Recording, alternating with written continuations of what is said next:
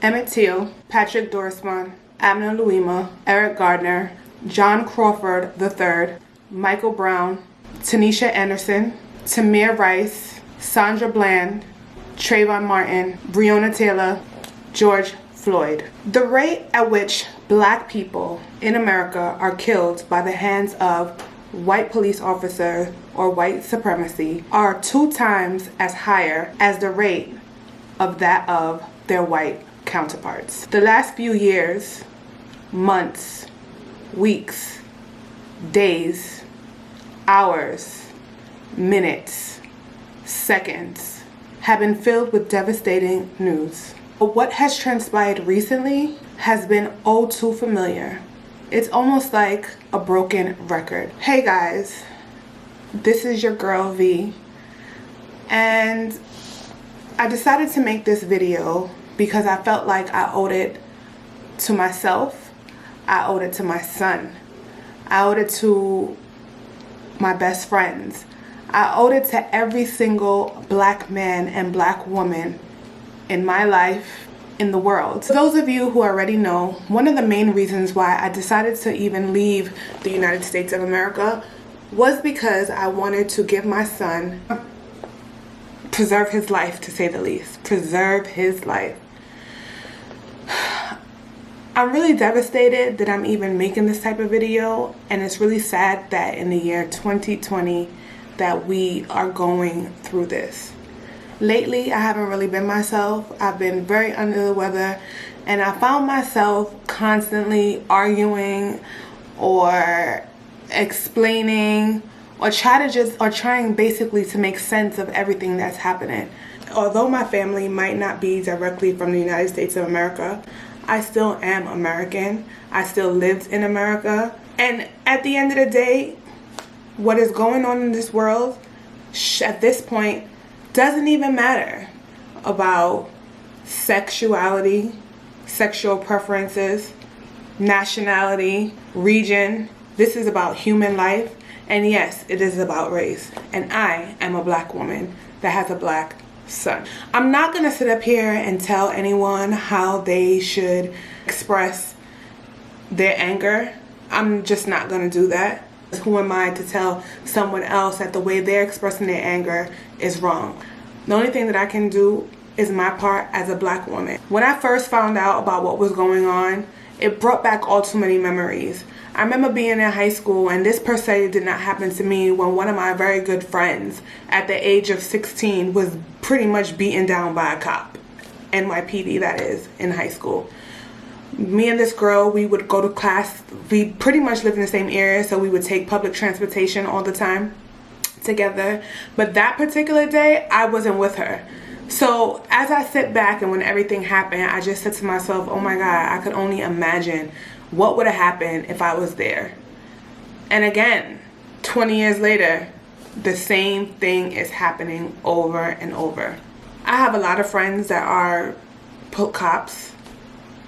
And for me to sit here and say not all cops are bad cops, that would definitely be cliche. And to be honest, I think it's quite silly for me to use that as an excuse. Because if you are a cop and you are silent in this situation, you don't stand for something, you will literally fall for anything. And if you don't speak up on the things that are wrong, then guess what? You are part of the problem.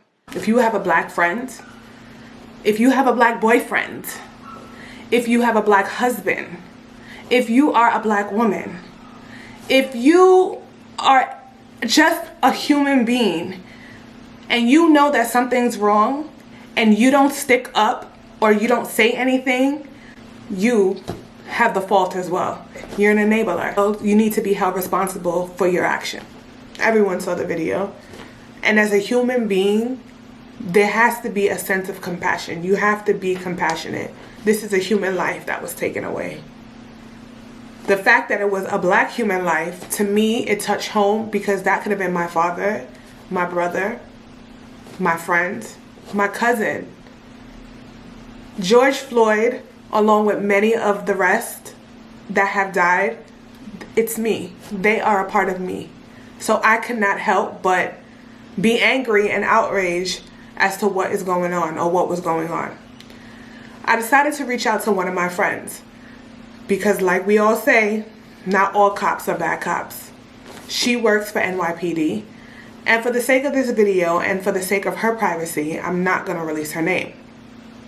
I decided to check on her just to see how she was doing because I know her as a person and I know that she's not a bad cop. I was concerned about her life. I was concerned about her safety. I was concerned about the safety of her daughter because I seen the video of what was going on in New York City, especially Brooklyn, and I was concerned because I know that that's her area. So I messaged her, and I'm just gonna read the conversation. I think what broke me down the most about me even having this conversation with her is because I could only sense, or I could only feel compassion for her. Not seeing her as a cop or not seeing her as NYPD, but seeing her for my friends, a wife, and a mother. And this is what she said to me.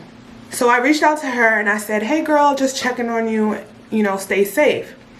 And she texted me back and she said, I wasn't out there, but thank you. It was very bad in Brooklyn. I said, I know, I've been crying all day yesterday, but I was just like, let me check on you. She texted me back and she said, it's sad and I've been conflicted about everything. On one hand, I'm like, F the police, but then I turn around and realize I am the police. But ultimately, I'm black. But being a police is not who I am, it's my job. And I still have to do my job with respect and integrity. So I said to her, trust me, I get it. But you can't really turn the blind eye that many people that work in your department abuse their power. Now, I know other cops besides you, but sometimes black males are just as bad as whites. I don't really have the answers, but being that you are on both sides, you can understand it better. Have you tried talking to your coworkers? I said, I left America for my son. It's scary. I showed my son the video and he said, oh, that's normal in America. Like it was nothing. Now that's a problem when a 10-year-old normalizes police brutality. And this is what she said to me. I think there's a fear of not being accepted. So in other words, what I got from her is that many black men who join the police department, they're trying to fit in. I'm not saying that this is an excuse at all, and I don't agree with it. I think that anyone who allows someone to diminish your moral values says a lot about you as a person. She said, it affects the younger cops more. I think, but most black men on the job know the deal. I speak to them all the time to the point where they look at me like I'm the angry black woman. She said it's jokes from things that happened a long time ago. And it's sad. I said, very. And sadly, things are going to get worse. I'm really worried about you because many people are ready to fight back. The people are not playing. People are tired. I love you and just be safe. She said, I love you too and thanks for checking on me. I'm praying for my people. We gonna get through this. Me reading that text message broke my heart even more. Conversation with my son who's 10 years old and actually showed him the video of what had transpired. And he looked at me and said, oh yeah, that's normal. That's what they do in America. And that literally broke my heart to pieces. The fact that my 10-year-old son can sit there and look at a video like this and think that this is normal literally broke me down into tears. And it was not because of the fact that he was so understanding about it. It was more so because there was no sense of empathy. To him, it was like this type of behavior was normalized. And I think that's a major problem. That 10-year-olds are looking at situations like this and they think that this is normal. I began to hug my son And I literally started crying. And I was just crying and crying and crying. And he's like, Mom, why are you crying? And I was just like, I'm scared for you.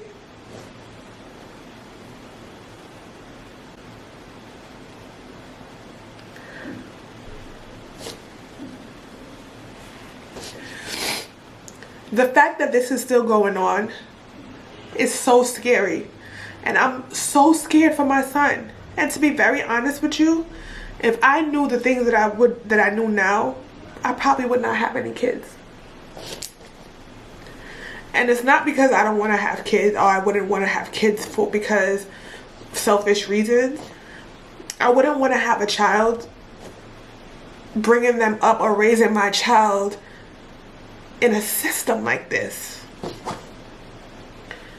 The fact that I cannot, like, I don't feel comfortable or safe enough, not even for me or for my child, because at this point it's just an attack. At first I thought it was an attack against black men, but now it just seems like it's just an attack just against black people, period. As a mother, this deeply, deeply affects me. There's no reason why a child should think that this type of behavior is normal. And the fact that kids are walking around thinking that this is normal. What happens, because now that I think about it, this is such a bigger problem than just running away. I have other moms messaging me like, hey, I want to know what Panama's like because I'm trying to find some place to take my son. And it's not one person. It's not 2 or 3 or 4. I get emails daily from other mothers, other black moms, asking me their advice on what it's like raising a child here in Panama because they're desperate to look for a way out. And if you guys can't see that there's something wrong with this, then something is wrong with you. Your friends, there's a lot of people who like to say, oh, well, I'm not racist because I have a black friend. Oh, I'm not racist because my boyfriend is black. Where are you now? Are you speaking up for the cause? If you're silent, you are just a culprit to what's going on. And if you are a black person and you have a friend that's silent, then guess what? I think you need to reconsider your friendship with this person. Because if that person was truly your friend, there will be accountability. There will be no silence. So I don't want to hear anything about people making excuses for what. The saddest thing about it is when these things happen, people are really like, oh, well, what did he do? What do you mean, what did he do? No one deserves to die to die like that. And the fact that there's no accountability for what is going on or what has happened this time and the countless number of times, Sean Bell, this is a problem. So what are we going to do to solve that problem? That's why me personally, I am not going to tell anyone how they should react or what they should do or how they need to act. Quite frankly, I think every person is useful in their own way. You just have to pick your side and stay on that side. Do what you got to do. So many mothers are trying to find a way out for their kid, for their son. Honestly speaking, now that I think about it, yes, I made the decision. One of the decisions for me to leave the U.S. was because I wanted to give my son an opportunity. But me running from the problem, what is that going to do? What is that really going to do?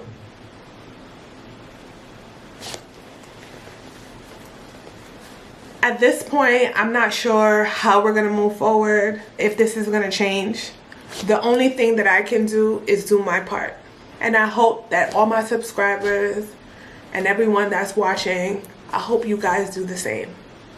Hold your friends accountable when they're doing wrong, especially when it comes to racism and the mistreatment of black people. Don't watch the way that they treat you. Look at the way that they treat the waiter, the janitor. That tells a person's character. We need to start holding people accountable. When you have the President of the United States telling people looting, when you loot, we're shooting, that's a problem.